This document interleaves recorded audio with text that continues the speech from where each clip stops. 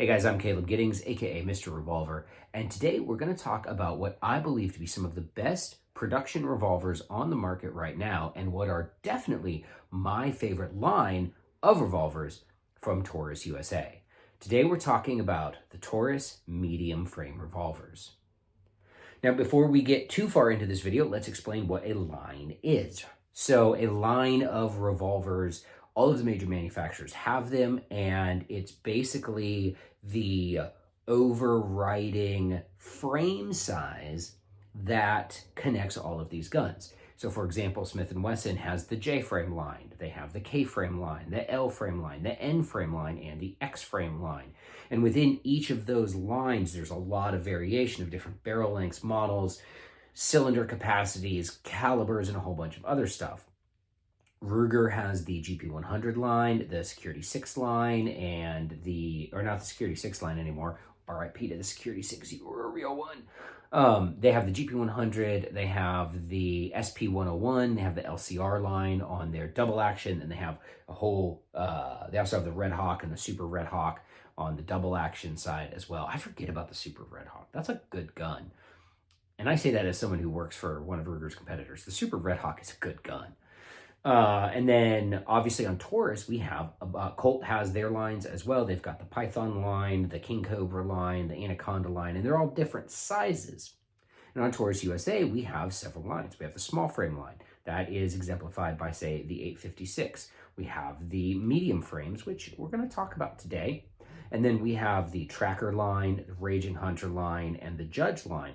And within all of those, again, with the exception of the Judge, which are all 45-410, and that is the defining feature of the Judge, you've got variations in caliber, you've got variations in barrel length, you've got variations in grip size. So just because a gun is part of the Taurus medium frame line doesn't necessarily mean it's going to be identical to all of the other medium frames.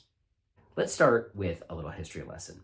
Taurus USA started importing firearms to the United States the same year I was born, which is give or take 40-ish years ago, a little bit more on the plus side of 40 than maybe I would like it to be at this point. But when we first started bringing guns into the States, we were bringing in two different types of revolvers. We were bringing in small frames, the venerable Taurus 85, and medium frames. The Taurus 82 was one of the first guns that we imported to the United States. The 82 is in the medium frame lineup.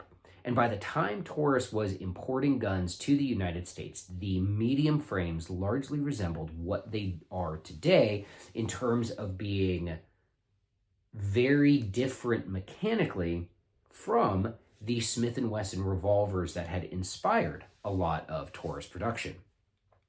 I could go into a very, very long history lesson that goes all the way back to the 1937 Smith & Wesson Brazilian contract, and that's sort of the birth of the Brazilian revolver industry as we come to understand it today.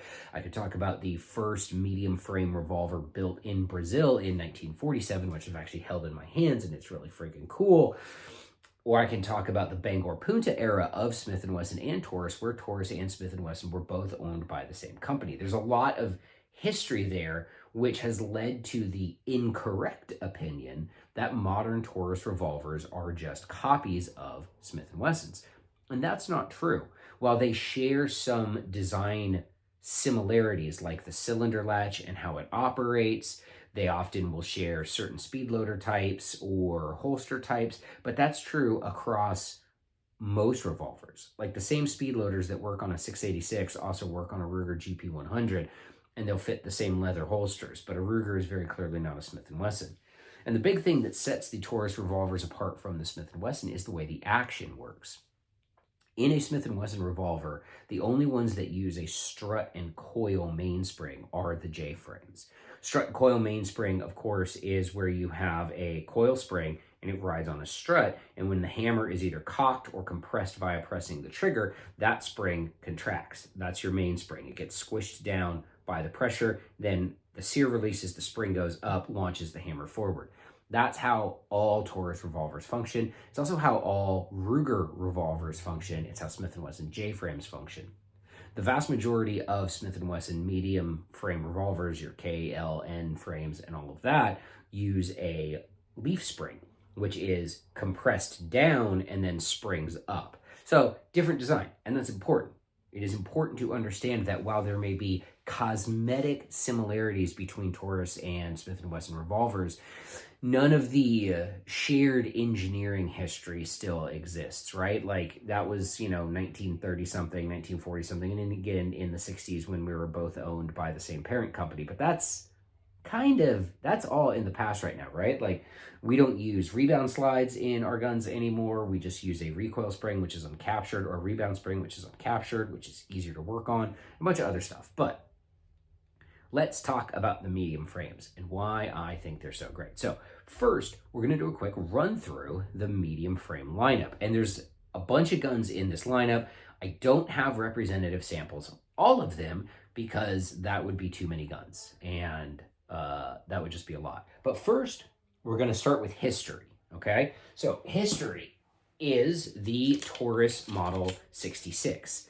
This is sort of the archetype of the medium frame lineup, right? This particular one was imported sometime around 1987. It is a 6-shot, 6-inch, 357 Magnum revolver. It has cool medallion wood grips that I have wrapped in goon tape, and you can see there's a medallion right under there, and it's great. It is, interestingly, closer in size to a 6-inch K-frame than the modern guns, which are much closer in size to L frames. And the reason for that is a whole bunch of engineering things, but the guns did get a little bit bigger. This one is very svelte. I got it at a pawn shop that I was in. It's either a pawn shop or a gun store that had a good used revolvers rack. And I shot it. It's super accurate. It's a great gun. It does have, as you can see, a fixed front sight that is not pinned or anything like that. That sight is just there. You see that to this day on some of the medium frame guns. So this is an interesting little piece of revolver history, and it looks really cool when you wave it past the camera like that. But this is not representative of the current production medium frame revolvers. Just like this, which is also a 6-inch Model 66 6-shot. And this one, I have not wrapped the grips because I really dig these medallion grips. This has a B-square optics mount on it and a Burris 1 power, which actually isn't a true 1 power. When you look through this scope, there is a little bit of magnification. This is a super cool gun. I don't actually remember where I got this from. I think somebody DM'd it to me and they're like, hey, do you want this? And I was like, do you want to ask me another stupid question? Of course I want this. This thing's awesome. I really like it. I want to take it deer hunting and see if I can bag a whitetail with it later this year. But again, this is a really cool example of the past of Taurus and where we've come from, but isn't really representative of the current modern production Taurus guns. This one's got a problem with the trigger return spring. So if I rip it really quickly, sometimes it won't reset quite right, although it didn't do it that time, hence the sometimes. But it's an older gun. It's got some problems. This definitely isn't a gun that I would go and take out and try to shoot Bianchi Cup with unless I spent the time and money to fix that trigger return spring. But now let's move into the modern production Taurus medium frames, and we're going to start with the modern 66. So this is the Taurus 66 as it exists today. And the biggest difference between this and the classic models is that it is a 7-shot. And that's what has accounted for it sort of getting a little bit bigger. It's just a little bit larger than the original Model 66 that was imported back in the 80s. Now, it has an excellent trigger. I have not modified this trigger. Oh no, I have on this one. I've put a slightly lighter mainspring in it, and I've done that to a couple of these as well. Actually, I've done that to all of these. So all of my medium frames, I will change out the mainspring I'll go like to a 10-pounder from Wolf, and that's it. That's the only change I do. You can see like the old school one, it has a fixed front sight. It's not pinned or anything like that. So you've got this. This one has a red insert that I've also painted orange for a little bit more contrast. It's got very nice adjustable rear sights, and it has, in my opinion, what is one of the best features of the current production medium frames, which is this rubber grip. So this grip is great because of how it profiles. Do you see how right here it goes up and sweeps back a little bit? What that allows me to do is to get a super high grip on the gun while also protecting this part of my thumb and hand from the frame if I'm, say, shooting Magnums or something like that. So then I can get a really, really high grip on the gun, have space for my support hand and my support thumb in here, and you can really drive this gun fast with that grip. The current production Model 66 are really accurate. They're an absolute steal of a gun, and they're 7 shots. You can get it in a 4-inch barrel or a 6-inch barrel. I got the 6-inch one for shooting Steel Challenge Iron Sights Division, and I got this one specifically because the gun I'm about to show you didn't exist yet. Oh, the 7-shot Model 66s, all variants, will accept 7-shot speed loaders that work for the 686 Plus. I have a bunch of Speed Beast loaders that work with this gun. But the gun that I'm going to show you now didn't exist when I got the 7-shot Model 66, and that's why I got the 7-shot Model 66, because I wanted to shoot Steel Challenge Iron Sight Revolver. You can't have a ported gun in that division. At the time, our only 8-shot guns were ported. They were the 608, which was available with a 6.5-inch barrel, 4-inch barrel, and I think there's a giant 8-inch barrel one. But they're all ported, which puts them into open division. I don't want to shoot open revolver. I want to shoot iron sight revolver. Well, then along came a gun that I had significant design input in after starting work at Taurus, the 608 Competition. This is an 8-shot cut from moon clips, not ported, 6-inch fiber optic pinned front sight adjustable rear sight revolver, and it is so cool. And it's got a really neat party trick in that the strut and coil coil mainspring system is adjustable. So I can pop these grips off and adjust my spring tension up or down in ranges from about 9-ish at the low end all the way up to 15 at the high end. And that's really neat if you're into cool little engineering tricks. This was designed to be competitive in USPSA, Revolver Division, and I-Core Division. There you can see how it's cut for moon clips. Important facts about this gun. It looks really cool. It's really heavy because it's got this full underlug on the barrel. But when you stick it out and you just sort of let it go. Ooh, I short-stroked the trigger there. There we go. When you stick it out and let it go, I've been blasting with this, and it's a shooter. You know, that heavy barrel really holds the recoil down, especially if you're shooting 38s at minor power factor. Again, big fan of this. The one thing that I did change on this gun, I didn't change the mainspring on this gun because it doesn't need a new mainspring. But the one thing that I did change was I changed the grips. So it comes from the factory with really nice VZ grips, right? They're great. I'm not hating on them. They're really good grips. You're going to like them. However, I like this rubber grip. So I went on eBay and bought one of the rubber grips for it so that I could have the same grip on this that I have on my 66. And now that this gun is out, if I was going to go shoot Steel Challenge Iron Sights with a wheel gun, that's the one that I would use. Moving on to the only one I haven't wrapped in goon tape yet, which I really need to get around to doing. Maybe I'll do that when this video is over. This is the Model 44. It is a 6-shot 44 Magnum. Now, this is where our frame sizes get a little wonky, right? So they all have the same grip. All of them will have the same grip shape on them, so they all take the same grips. But the 66 is closer in size to an L frame. It takes L frame loaders. The 608 is closer in size to an N frame, but it takes its own 608 pattern loaders, its own 608 pattern moon clips. So you can't use 627 moon clips or loaders for it. This is basically an N frame. This takes the exact same loaders as the Model 29 or the 629 from Smith & Wesson, and it fits in N-frame holsters and does all of the N-frame things, but because of the grip shape, the grip size, we call it a medium frame. I think other manufacturers would probably call this a large frame because of the cylinder window and the cylinder size, but our frame sizes are predicated on grip size, not overall window or anything like that, which I've always thought is interesting. I just got this not too long ago. I have not shot it a ton. I did do the action swap on it that I do on all these other guns. It's seen a ton of 44 specials and, well, not a ton. Most of the ammo that's been through it has been 44 specials. It's gotten a few full power 44 Magnums, which are not a super duper amount of fun out of here, but you know, it's an all steel 4-inch 44 Magnum. You know what you're getting. But I tell you what, this gun with the 200 grain Federal 44 special load, absolute kitten. Love it. Shoots like a laser beam. Lights out with this gun. I really like this gun. Now, it is ported, so that makes it illegal for IDPA, which makes me sad because I would shoot this in IDPA. I would just go take this, I'd load it up with cowboy action pressure 44 specials and just ba-boom, ba-boom, ba-boom, just make big fat holes in targets. That would be a good time. Maybe we should lobby IDPA to allow ported guns in if they're 44 Magnum. Yeah, it sounds like a great idea.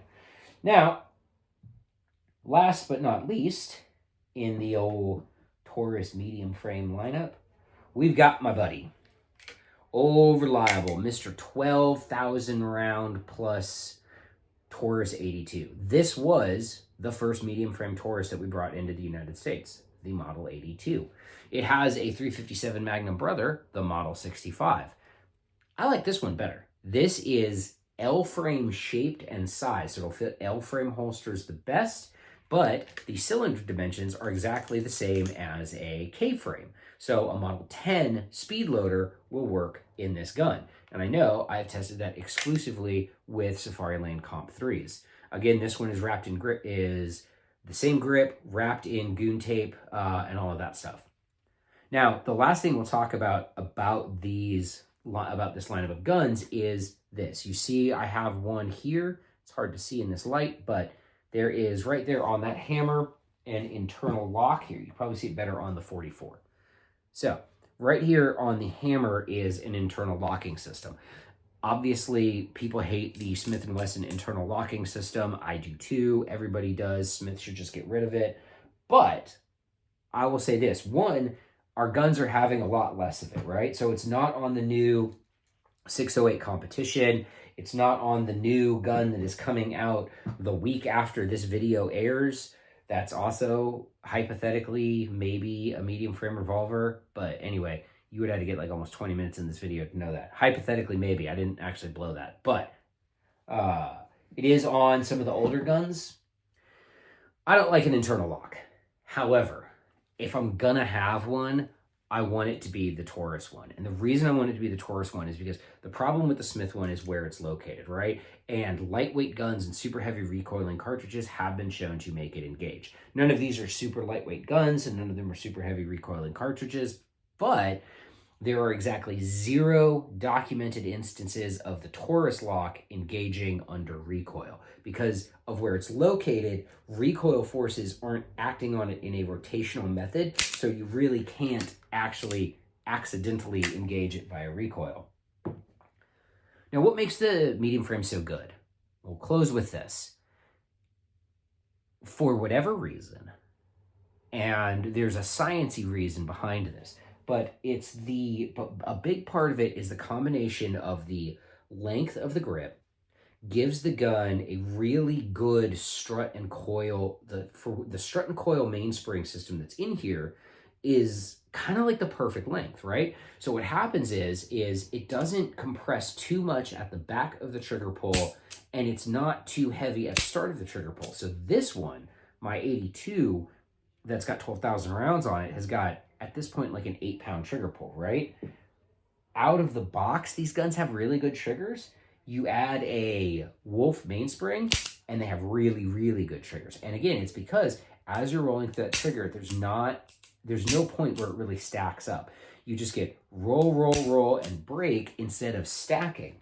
Because with some strut and coil mainsprings, that very bottom bit of the spring compression, it crunches, right? You get a ton of stacking because you're trying to get through that very, very last bit of trigger pull to actually make the gun go off. I actually have there's a compact Judge that I have that issue with, and I'm working on ways to try to figure it out. But because the medium frames don't do that, they all have really, really good triggers, just right out of the box. Just like, oh, this is a good trigger. And then they're really easy to work on because changing out the strut and coil mainspring, super duper easy to do. If you can change a bike tire, you can do this, right? So, and then the last thing is they're really affordable, right? The Model 82 is like $300. The 66s, you can get them for less than $5.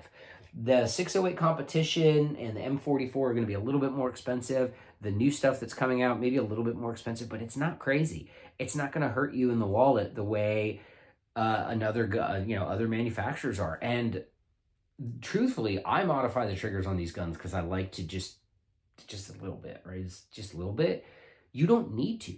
Out of the box, they don't need an action job. The 608, you just unscrew the grips and twiddle with the dingus and you change the trigger. The new thing that's coming out, unbelievable for a production gun. So they are a hidden gem. And if you wanted to get your first Taurus and you were thinking about a revolver and you didn't necessarily want to spend the money on the executive grade or something like that, the medium frames are pretty good. I mean, that's where I would start, man. We've got these guns sorted.